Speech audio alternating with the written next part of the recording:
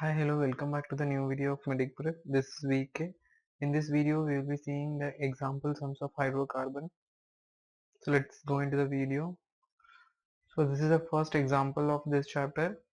So this is the first example, and the question is write the structure of different isomers of alkanes corresponding to the molecular formula C6H14. Also write the IUPAC names. So it's an alkane. If you think that it's a benzene, no, it's not a benzene. Substituted things.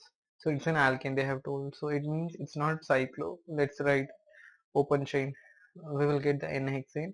Again we will be if we take this CH here, we will get other structure, and again the next structure you can put this CH3 in the third position, and in the third position you can put, and also you can take out 2 CH3 and put it the second and third position as well, or else you can on the second position you can add it 2. So this is a easy concept. So let's go into the next question. So this is the next question. So this is the next question. So in this,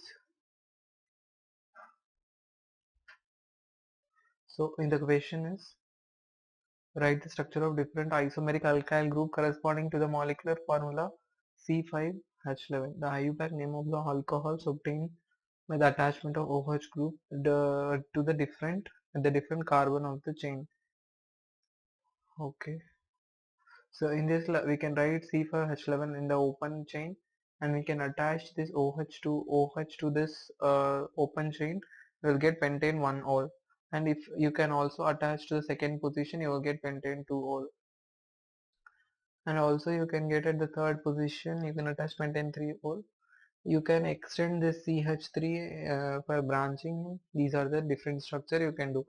So there are some short formula trick to know that you can stay connected. I will be explaining in the next video to find how many, without writing this structure, you can know how many structures are possible for the one single um, carbon formula. So let's go into the next video. Let's go into the next question for the.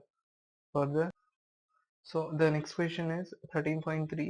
The IUPAC name of the following compound. So this is the compound, and you have to write the name. It's very easy. Normally how many carbons are there?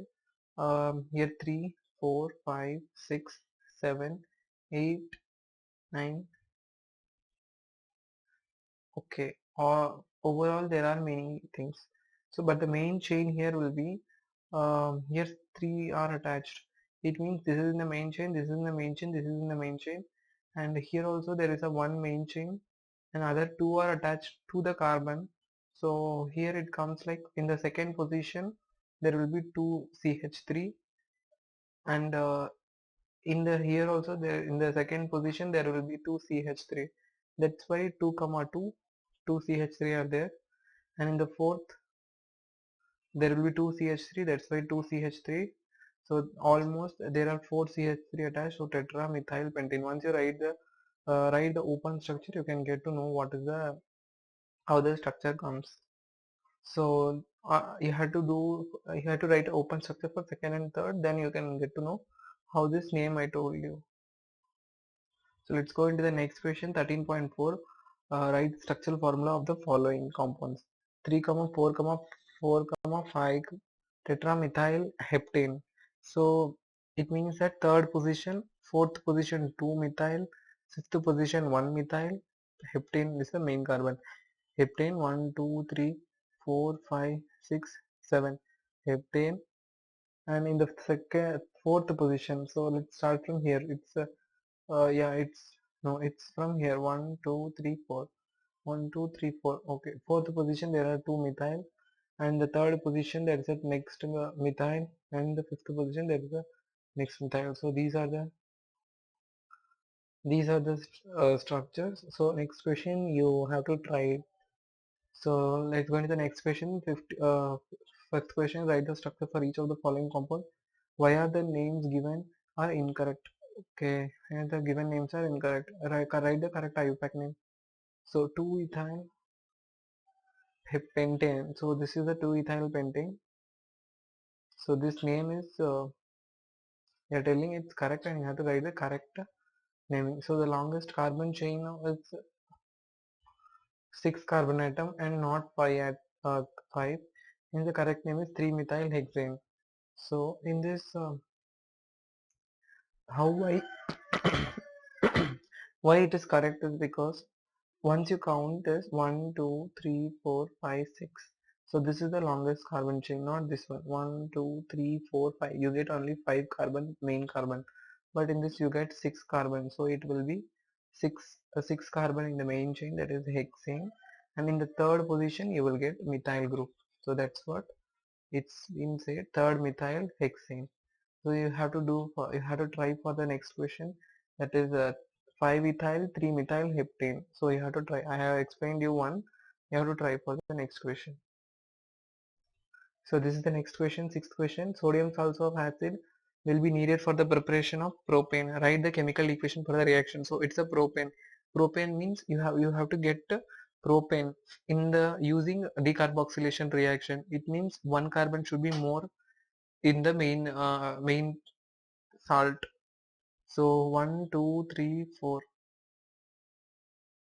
Yeah, for propane it is 3 carbon. So in the main carbon of salt you have to add 4 carbon, so that in decarboxylation one carbon dioxide is released, so that you get 3 carbon. It's very easy. Let's go into the next question. So this is the seventh question of this. Once you know the decarboxylation reaction, it's very easy to solve that example. So this is the seventh question. So in this question they are asked to write the IUPAC name of the following. So this, once you have to first select the what is the longest carbon chain. After knowing the longest carbon chain, you should use least locant. Means in which least number you are getting double bond, because there are two double bond. So once you locate the least locant rule, then you can easily tell the name. So this is very much easy. Main carbon chain is 1, 2, 3, 4, 5, 6, 7, 8, 8, and it's in one position. Third position, 1, 2, 3, 4, 5, 1, 3, 5, and 7. It will be 1, 3, 5, 7 octa, 8 carbon main chain, tetra, ene, because tetra 4 ene are there, 4 double bond or triple bond, 4 double bond are there. It's very easy. So next question, let's go into the next question, eighth question. You have to try the other things I'm leaving for you. It's very easy. I have told in the main class, so that you can do it in this example, other examples. Let's go into the eighth question. In the eighth question you have to find number of sigma and pi bonds in the above structures. Okay, so I have told you, and again I will give you a clue. So first one carbon, if there are double bond, main one carbon will be sigma bond, other carbon will be pi, other bond will be pi bond, and the bond between C and H is sigma bond. Between C and C first bond is sigma bond, other bonds are pi bond. So you can calculate how many sigma and how many pi. Let me explain you by one. So I am using this structure to explain you how many sigma and pi. So between carbon and carbon, this will be the sigma bond, next will be the pi bond. Here only one sigma bond, carbon carbon. Here one carbon carbon sigma bond, next is pi bond. Carbon carbon only sigma bond. Here carbon carbon sigma bond, one pi bond. Here carbon carbon sigma bond. Here carbon carbon sigma bond and pi bond. Here carbon is there. Here also carbon there. Here in the carbon there are two hydrogen attached. With the hydrogen it is sigma bond only. So this is how you can do it. So the next question is ninth question. In this question there is a compound C5H10. In the C5H10 you have to do structural isomers and you have to write the IUPAC name. In structural isomers, if they are asking structural isomers, you have to do both chain and position isomers. You have to write. So these are the different structures. So this and these are position isomers, and these all three are structural isomers. Structural means different carbon chain, and position means this position of double bond is changing. This is positional isomers. So let's go into the next question. This is the very easiest question. Structural isomers means both the isomers, position as well as chain isomers. So we know all isomers how to write. We have seen in the class.